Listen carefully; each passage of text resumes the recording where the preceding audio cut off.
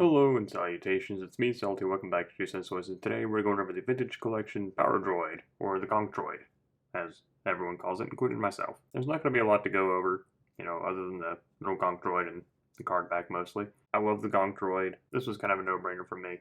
This one came from Hasbro Pulse, which was $12.99 before tax, or $14.99 before tax. I don't know, it was pre-ordered months ago. Looking at the card, you see that we get the Star Wars kind of racetrack around it, Gonk Droid in the back. There's the figure. On the back, the rest of the figures that are available in this particular wave. I did reviews for Clone Commander Wolf and K2SO. Those are available if you'd like to watch them.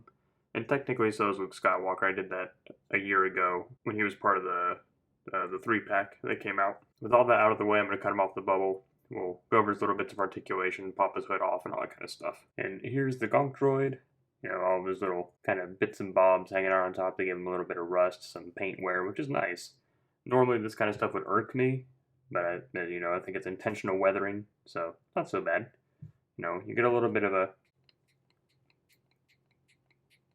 small little bit of clicking. I don't know if that's picking up or not. The legs, I don't think they're supposed to move independently, because when you move one, you kind of move them both. His little feet also have a swivel here, and I don't know if you can make it out or not, but there's little hinges on the bottoms of his legs by his ankles, except mine don't face the same way.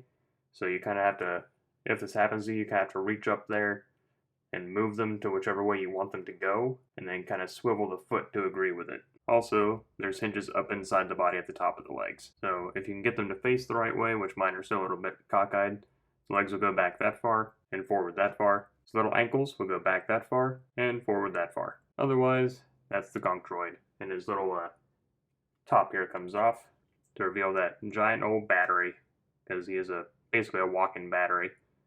But, some very nice painted details in there, and some sculpts.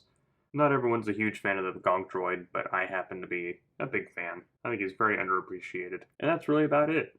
That kind of covers the Gonk Droid, or, Power Droid, or, whatever you want to call it. A quick little review, just something to kill some time. But, if you like what you saw here, then all that I ask is that you like the video and subscribe to the channel.